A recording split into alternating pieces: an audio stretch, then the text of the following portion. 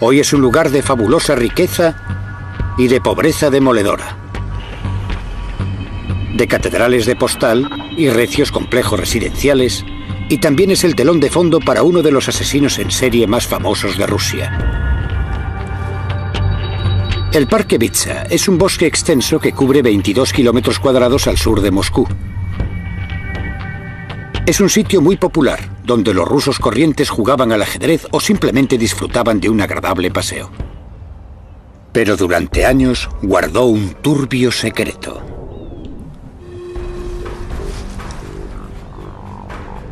El sábado 15 de octubre de 2005, la policía de Moscú encontró el cuerpo sin vida de Nikolai Boroviev, de 31 años. Había sufrido heridas terribles en la cabeza.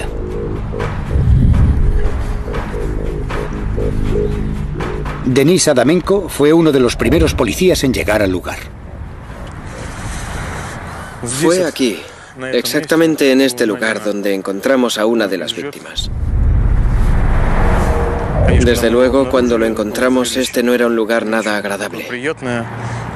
Presentaba numerosas heridas por todo el cuerpo y una botella clavada en su cráneo. Su cerebro estaba esparcido por toda la zona. Un mes después aparece otro cadáver, el de Nikolai Sakharchenko, de 63 años. Casi 2 semanas después, otro, Vladimir Didukin. Y una semana más tarde, otro, Nikolai Koryagin. Cuando llegó la Navidad, habían aparecido 7 cuerpos asesinados y mutilados en el Parque Bitsa. Ninguno de los cuerpos había sido escondido y a ninguna de las víctimas se les había robado, pero todos tenían la misma horrible herida en común: una botella de vodka o un palo clavados en la herida abierta y sanguinolenta de la parte posterior de la cabeza. Quedó claro desde el principio que no eran simples coincidencias, sino que se trataba sin duda de un sanguinario asesino en serie. Teníamos que capturarlo enseguida. Las complicadas investigaciones de homicidios son llevadas a cabo por el equipo de élite de homicidios de la policía de Moscú, y su investigador más experimentado y de más alto rango es Andrei Suprunenko, quien a menudo se las tiene que ver con el submundo criminal de Moscú y con los asesinos más violentos de la ciudad. Está acostumbrado a llevar casos complejos y peligrosos, como el que le costó la vida a su predecesor. Empecé a investigar este caso criminal en febrero de 2006, cuando quedó claro que nos enfrentábamos a un asesino en serie. Fue difícil porque nunca dejó que nos relajáramos. Cada 2 semanas aparecían cadáveres nuevos. No paramos de trabajar ni un solo día. Con 7 cadáveres descubiertos por la policía y un asesino en serie suelto, Moscú se convierte en una ciudad dominada por el miedo. La periodista de investigación, Yana Zarkinskaya, se siente atraída de inmediato por el caso y empieza a cubrir la historia para la prensa rusa y británica. Nos dimos cuenta de que se trataba de un asesino en serie que operaba en el Parque Bitsa. Le llamábamos el maníaco de Bitsa. La gente estaba asustada. El Parque Bitsa es un sitio donde se va a pasar un buen rato, pero la gente tenía miedo de ir por allí porque había una sensación de peligro. A pesar de haber encontrado tantos cadáveres, la policía tiene pocas pistas para averiguar la identidad del maníaco de Bitsa. El asesino no dejaba ningún indicio. Intentamos recoger diferentes objetos de los escenarios del crimen, pero nuestros análisis no mostraron ningún indicio, ni huellas digitales, ni nada.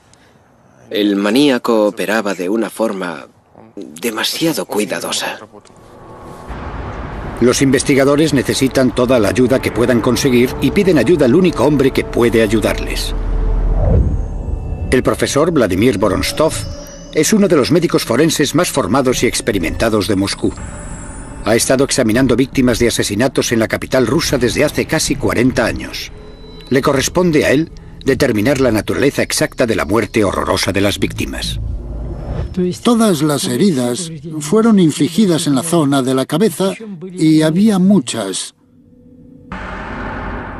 Las heridas más graves se infligirían en la zona posterior y lateral de la cabeza y por supuesto, también en la cara. Era como la tarjeta de presentación de este criminal, su firma. Estos son los cráneos de algunas de las víctimas encontradas en el Parque Bitsa, donde se ven sus gravísimas heridas.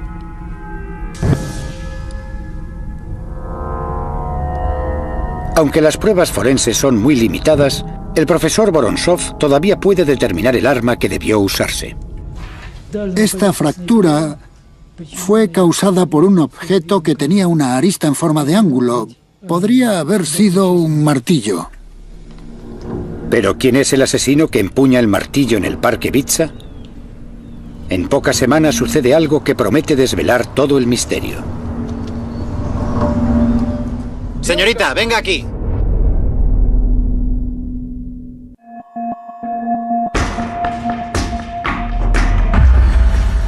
En enero de 2006, la policía de Moscú tiene 7 asesinatos sin resolver entre manos.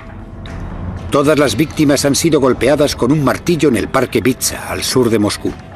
Todos con el mismo tipo de herida, el cuello de una botella de vodka clavado en la herida abierta que hay en la parte posterior de la cabeza. Y para el investigador Andrei Supronenko, apenas hay pruebas que conduzcan al asesino. Nadie sabía nada del asesino, si era hombre, mujer o niño. Si vivía en la zona o si había vivido ahí, si conocía bien el parque, nadie sabía nada. Era un completo enigma. Con muy poca información concreta con la que seguir, abundan los rumores y las hipótesis. Pero un lugar muy cercano atrae la atención de los investigadores. ¿Podría estar el asesino delante de sus narices? Hay un sanatorio psiquiátrico en los límites del Parque Bitsa. Algunos de los pacientes tienen permiso para dar un paseo por allí. A veces el permiso es de un día. Y existía la teoría de que el asesino podría ser un paciente de este sanatorio que podría haberse escapado y escondido en el parque donde cometería los asesinatos. Se comprobó la identidad de un número considerable de gente. A cualquier persona que fuera mínimamente sospechosa se le daba el alto y era interrogada inmediatamente por la policía. Pero sin un sospechoso principal, la teoría del paciente psiquiátrico no va a ninguna parte. Entonces se abrió una nueva línea de investigación. Las víctimas eran principalmente hombres de mediana edad. En realidad, se trataba de gente que no importaba a nadie y a quien nadie buscaría. Pensamos que como solo había víctimas de sexo masculino, el asesino podría ser una mujer. Nadie conocía el móvil de los crímenes. Estábamos estudiando varias posibilidades. 200 agentes de la policía de Moscú están apostados en el Parque Bitsa. Su tarea consiste en parar e interrogar a cualquiera que sea sospechoso. Pero el parque es enorme. Cubre un área de 22 kilómetros cuadrados y la probabilidad de coger al asesino con las manos en la masa es mínima.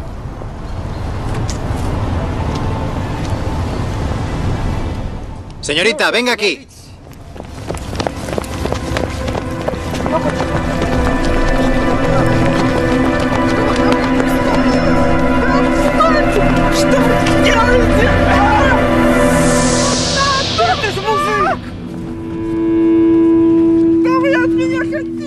Cuando se detuvo al travestido, por supuesto, fue sospechoso.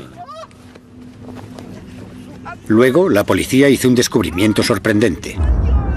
El travestido llevaba un martillo en su bolso. Parecía que era el tipo que buscaban.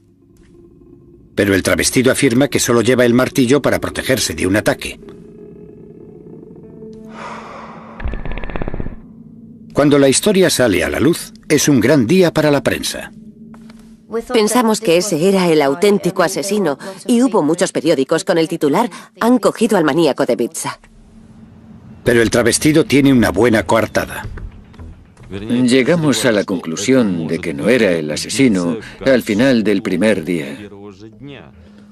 Pero comprobar su coartada nos llevó casi 24 horas de trabajo ininterrumpido. Y solo después de comprobarla se le puso en libertad. Una semana después, Makhmod Soldashov, un trabajador de un supermercado de 25 años, es asesinado.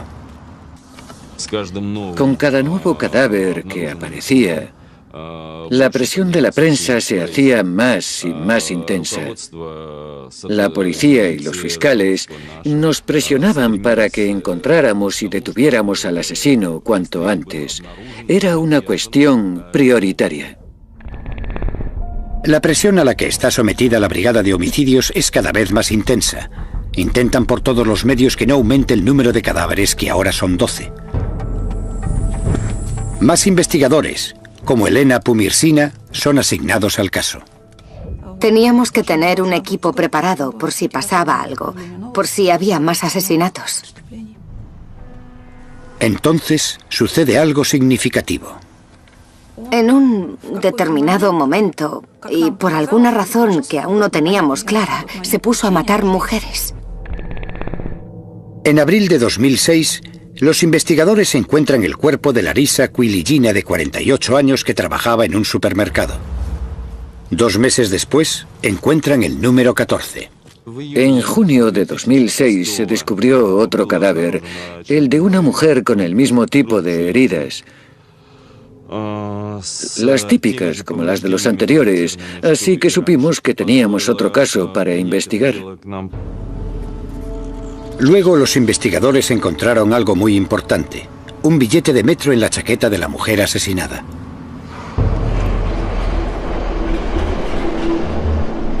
Los detectives ahora empiezan a estudiar detenidamente las grabaciones del metro de Moscú para ver si consiguen averiguar quién viajó con la mujer ese día. Pero es una tarea inmensa. Después sucede algo más. 2 días después, unos agentes de policía me llamaron para decirme que el hijo de la mujer asesinada había aparecido y que había identificado el cadáver. La víctima era Marina Moskalyova, una madre soltera de 36 años. Vivía sola con su hijo Sergei. Cuando nos entrevistamos con él, nos dijo que su madre había salido a dar un paseo con su novio, Sasha. No volvió a casa. Mientras los investigadores intentan reconstruir los últimos movimientos de Marina, su hijo entrega una prueba clave. Antes de salir, Marina había intentado llamar a su hijo para decirle a dónde iba, pero el teléfono no funcionaba. Dejó una nota para decir dónde iba y con quién. Dejó su nombre y número de teléfono. El número de teléfono correspondía a un hombre de 32 años que trabajaba en un supermercado, Alexander Pichushkin. En Rusia, el diminutivo de Alexander suele ser Sasha. Esta fue la primera pista concreta que nos llevaba a Pichushkin y localizamos su dirección. Al mismo tiempo, los investigadores encuentran un vídeo de las cámaras de seguridad de la estación de metro. Mientras analizábamos los detalles, encontramos un vídeo de Moskalyova con un extraño caminando juntos dentro de la estación de metro. Estas son las últimas imágenes de Marina Moskalyova viva. Ella no lo sabe, pero está caminando junto a un hombre que lleva un martillo en su bolsa y que tiene toda la intención de matarla. Ese hombre es Alexander Pichushkin. El vídeo confirmó que se trataba efectivamente de él junto a Moskalyova. Y precisamente esa era la prueba que necesitábamos para detenerlo y acusarle formalmente del asesinato de Marina Moskalyova. El 16 de junio fuimos a detener a Pichushkin. Recuerdo que era por la noche. Estaba oscuro. Entre las 10 y las 11 aproximadamente. Estaba totalmente tranquilo. Y al principio del interrogatorio lo negó todo. No soy el que buscáis. No soy yo. Yo no sé nada. En ese momento lo detuvieron. Solo se le acusaba del asesinato de Moskalyova. Pero con las pruebas contra él acumulándose, la nota que había dejado a la mujer y las imágenes en vídeo de sus últimos momentos, los investigadores están seguros de que han detenido al hombre correcto. Y Pichushkin pronto se da cuenta también. Suelen confesar, todo el mundo confiesa, al final no había duda. La investigadora Pumirsina tiene razón. A las pocas horas, Alexander Pichushkin confiesa el asesinato de Marina Moskaljova. En realidad, el maníaco de Bitsa, como me llamaban, soy yo. Después de 8 meses de intenso trabajo, los investigadores tienen al hombre que buscaban. Por supuesto, cuando detuvimos al asesino, todos estábamos muy satisfechos. Ahora los detectives pueden reconstruir los últimos momentos de Marina. Ella había conocido a Pichushkin el 13 de junio. Él le había pedido que fueran a hacer un picnic al parque. Él dijo: estuve sentado ahí con ella durante mucho tiempo, realmente solo, preguntándome si matarla o no. Y al final decidí matarla porque me pareció que si no lo hacía, la vida se convertiría en una tortura para mí.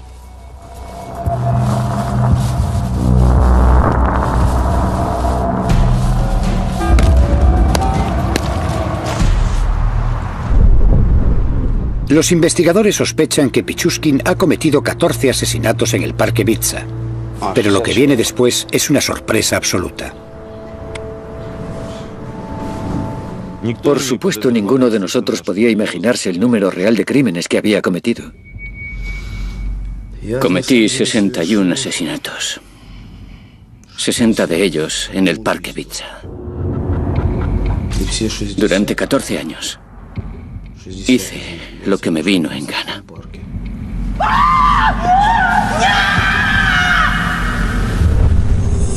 Era casi como Dios. Nadie podía frenarme. Es una confesión sorprendente. Cuando confesó, fue una sorpresa para todos porque es enorme, una cifra enorme. 60 víctimas harían de Pichushkin el asesino en serie más prolífico de Rusia. Incluso más que el depravado carnicero de Rostov, Andrei Chikatilo. Necesitábamos comprobarlo todo. Y eso quería decir que teníamos mucho trabajo por delante antes de dar por cerrado el caso. Y entonces los investigadores encuentran algo que les hace pensar que la historia de Pichushkin podría ser verdad. Después de encontrar a Pichushkin, se hizo un registro de su domicilio.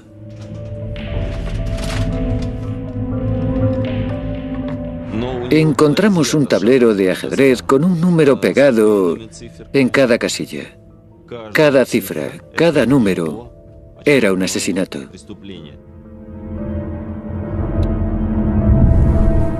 Quería cometer un asesinato por cada una de las casillas del tablero. ¿Pero era cierto lo que dijo en esa extraordinaria confesión? Él podría haber dicho cualquier cosa, pero nosotros no podíamos creer nada a menos que tuviéramos pruebas. Y para conseguir esas pruebas, tendrían que meterse en la mente del asesino en serie más prolífico de Rusia.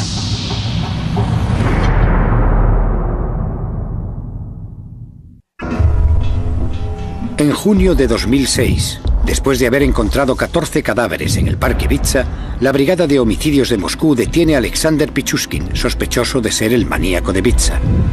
Pero al interrogarle, Pichushkin confiesa no solo los 14 asesinatos de los que la policía tiene conocimiento, dice que ha matado a más de 60 personas, y eso le convierte en el asesino en serie más prolífico de Rusia.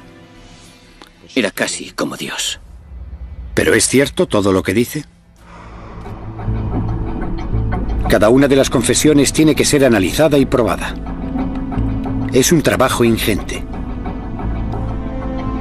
Uno de los nombres que Pichushkin da a los investigadores es el de Vladimir Fomin, un joven que desapareció sin dejar rastro en 2003. Nikolai Fomin recuerda el día en que desapareció su hijo. Bueno, él se fue el 14 de octubre de 2003. A eso de las 7 de la tarde nos dijo que iba a comprar cigarrillos. Ya no lo vimos más.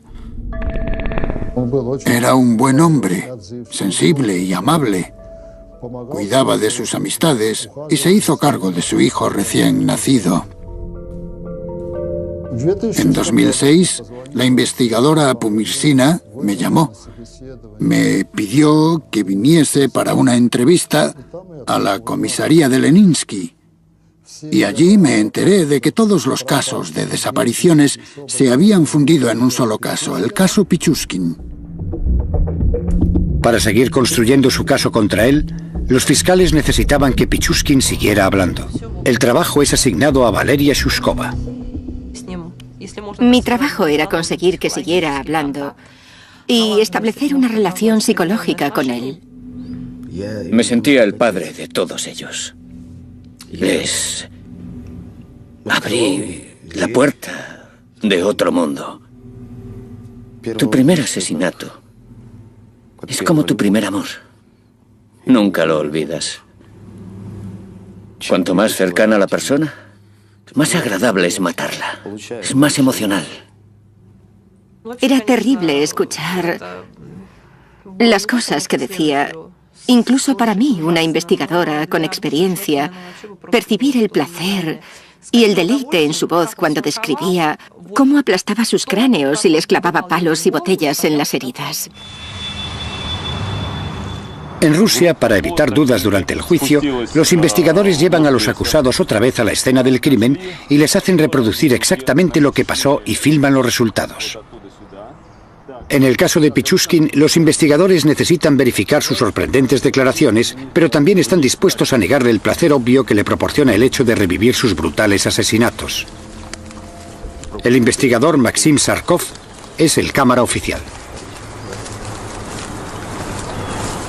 Fui al Parque Bitsa con Pichushkin 27 veces en total y filmé más de 40 horas de vídeo con él. Pichushkin tiene una memoria asombrosa para los detalles de sus crímenes. ¿Podrías mostrar con el muñeco cómo le golpeaste? Yo estaba aquí, de pie. Saqué el martillo, corrí hacia él y le golpeé. Él gritó. ¿Con qué parte del martillo le asestaste el golpe? Con el lado romo. El lado romo, ¿no? Sí, él gritaba muy alto. Le golpeé otra vez enseguida. Y él se cayó. Así. ¿De espaldas? De lado. Bien. ¿Y luego qué pasó? Luego le golpeé aquí, ahí, varias veces. En la cabeza, para rompérsela. Le clavé la botella de vodka en la cabeza. Primero quería usar un palo, pero no cabía. Lo saqué y lo tiré. Clavé la botella. Estuvo resollando mucho tiempo, incluso cuando ya estaba muerto. Le golpeé otra vez en la mandíbula. El hecho de que recordara con tanto detalle lo que había hecho en cada momento fue de mucha ayuda. Él conocía el bosque muy bien y nos enseñó los lugares exactos donde había cometido sus crímenes. Denis Adamenko es el oficial que va esposado a él a lo largo de sus confesiones en el bosque. Solo tenía un pensamiento. Quería que nos enseñara todos los que pudiera, que nos lo contara todo. Dónde tiraba a la gente, dónde los dejaba. Quería todas las pruebas que pudiera conseguir. Así que empecé a golpearle así. Pero el caso contra Pichushkin no puede depender solo de su confesión. Cuando los forenses examinan las heridas en la cabeza de Boris Gratchin, un hombre de 64 años que fue asesinado en el Parque Bitsa el 19 de diciembre de 2005, hacen un descubrimiento interesante. Encontramos trozos de plástico introducidos en las heridas al examinar las muestras de piel. Nuestra conclusión preliminar fue que esos pequeños fragmentos de plástico podrían formar parte del objeto usado para golpear. La policía de Moscú recuperó este martillo. Pichushkin afirma haberlo usado, pero hace falta probar que es el arma del crimen. Mientras estábamos estudiando con mucho detenimiento el martillo, encontramos que presentaba algunos arañazos profundos en la superficie del mango, cerca de la cabeza. Al compararlo con las partículas que habíamos encontrado, resultó evidente que formaban parte de ese mango.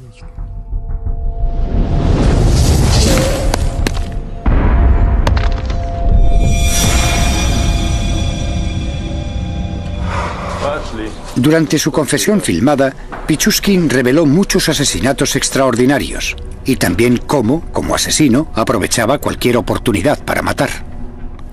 Todas sus acciones iban encaminadas a cometer tantos asesinatos como fuera posible. El 18 de enero de 2002, Pichushkin conoció a un hombre sin hogar de 40 años llamado Slavin. Le empujé hasta aquí y le tiré al suelo. Y él empezó a decir, ¿por qué me tocas? ¿De qué va todo esto? Así que entonces le levanté por el cinturón y por los pantalones. Así. Le puse así con la mitad de su cuerpo dentro y la otra mitad fuera del balcón.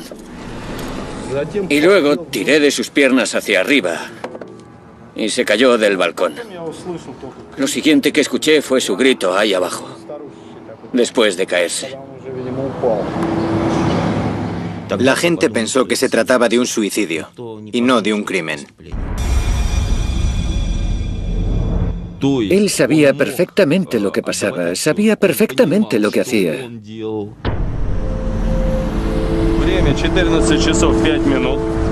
Según los investigadores van hurgando más en el pasado, construyen una imagen precisa del hombre que dice haber asesinado a más de 60 personas.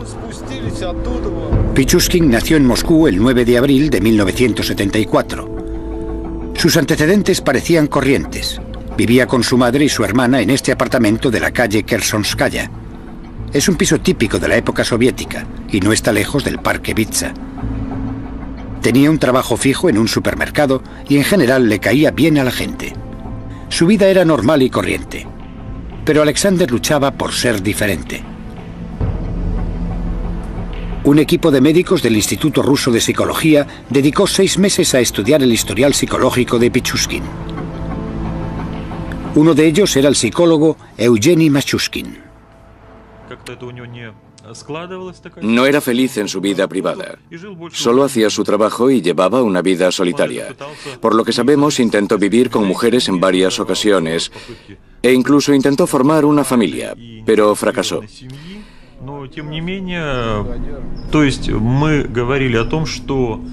El patrón de conducta del que éramos testigos era muy complicado, aunque pudimos concluir que existía un cierto patrón, una tendencia al asesinato y a las actividades sádicas y agresivas. La pregunta es, ¿por qué hacía todo eso?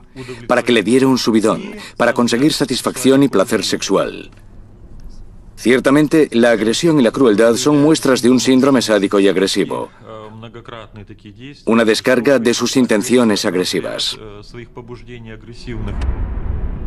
Tenía un don, el de llevarse bien con la gente y hacer que se sintieran tranquilos. Era capaz de hacer amistad con la gente y le resultaba fácil mantener el contacto con ellos sin darles la oportunidad de sentir el peligro, y cuando llegaba el momento simplemente les aplastaba la cabeza.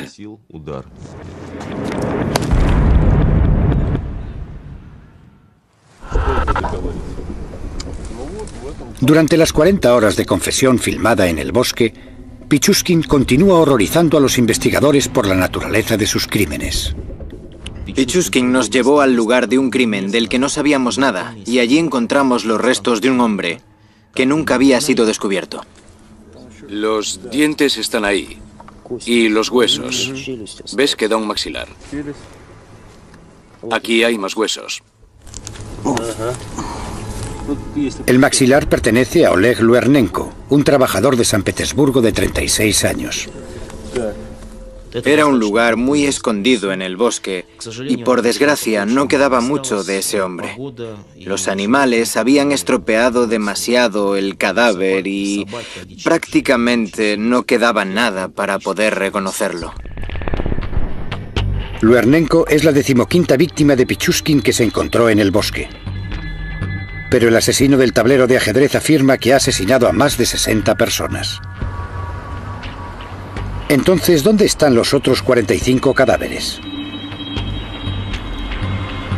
Al analizar sus archivos, los investigadores se fijan en el caso de un crimen sin resolver que tuvo lugar en el Parque Vitsa 4 años atrás. En febrero de 2002, la policía local recibió una llamada desde un hospital sobre una paciente con extrañas heridas. Llamo del hospital número 6. Tenemos aquí a una paciente que creo que debería ver. ¿Cuándo cree que podrá venir? María Viricheva tenía una historia preocupante acerca de un hombre que había conocido recientemente. Un hombre llamado Alexander Pichushkin. ¿Qué ha pasado? ¿Quién se lo ha hecho? Le conocí en la estación de metro. El 23 de febrero de 2002, María conoció a Alexander Pichushkin cerca de la estación de metro de Kakhovskaya. Acababa de separarse de su novio y estaba desesperada por conseguir llegar a fin de mes. Yo estaba llorando. Él se acercó y me preguntó qué me pasaba. Me ofreció una bebida. Pichushkin se ofreció para venderle unas cámaras. Le dijo que las había escondido en el Parque Vitsa. María Viricheva estaba embarazada en ese momento. Me llevó a un lugar muy apartado y me dijo que las cámaras estaban en la alcantarilla.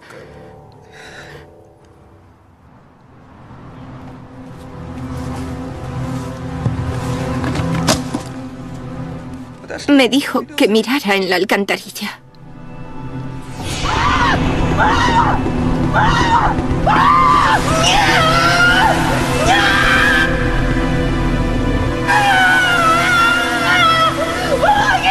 El agua, que corre muy rápidamente, arrastra a Viricheva, que consigue aferrarse a la vida al encaramarse en una alcantarilla en desuso.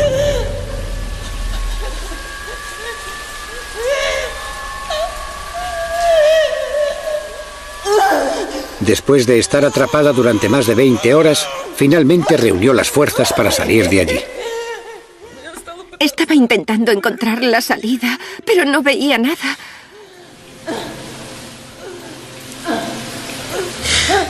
Creí que iba a perder a mi bebé por culpa de ese mal nacido. En ese momento, la policía local decidió no seguir con la investigación a pesar de la declaración detallada de Viricheva. Ella sabía quién había intentado matarla y dónde encontrarlo, pero el policía local le pidió que no siguiera adelante solo porque no querían lo que para ellos era un mal caso. Pensó que no era importante y no quería hacer trabajo extra. Ahí se perdió una buena oportunidad. Tuvieron la posibilidad de cogerle mucho antes y de salvar más de 20 vidas, creo.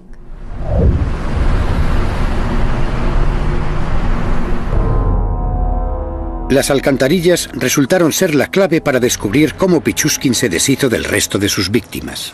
Alexander, háblanos de esta alcantarilla. Bueno, ahogué a Ludmila y a muchos otros en ella. ¿Cuánta gente?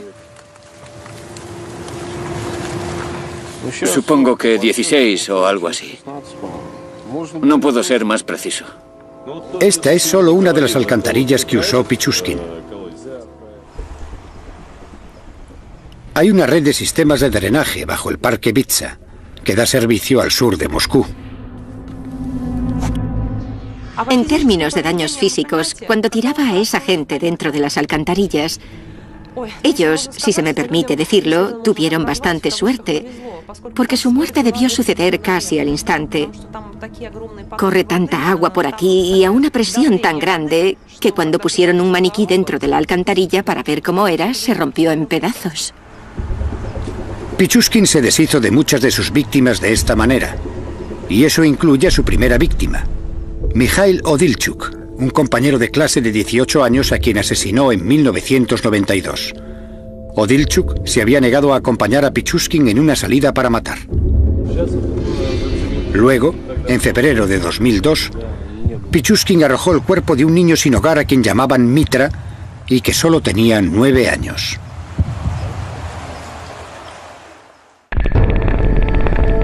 Pichushkin afirma que arrojó los cuerpos de unas 43 personas en las alcantarillas que hay bajo el parque Bitsa. Incluso nos echó la culpa por no ser capaces de encontrar todos los cadáveres. En serio. Nos echó en cara que no trabajábamos lo suficiente, que éramos unos vagos. Llegamos a tener que decirle que si no hubiera arrojado los cuerpos a las alcantarillas, si los hubiera dejado sobre la tierra, los habríamos encontrado todos.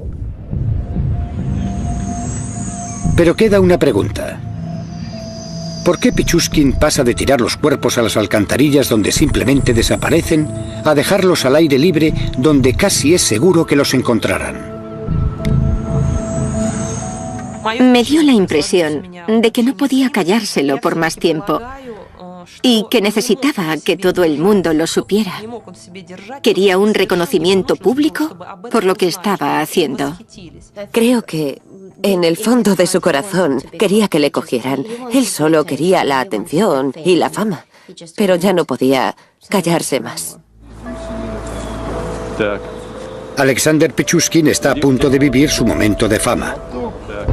Los fiscales de Moscú han construido un caso sólido contra él, con pruebas suficientes para acusarle de 45 asesinatos. Bajo la mirada de los medios de comunicación de todo el mundo, el asesino del tablero de ajedrez se enfrenta a la última partida.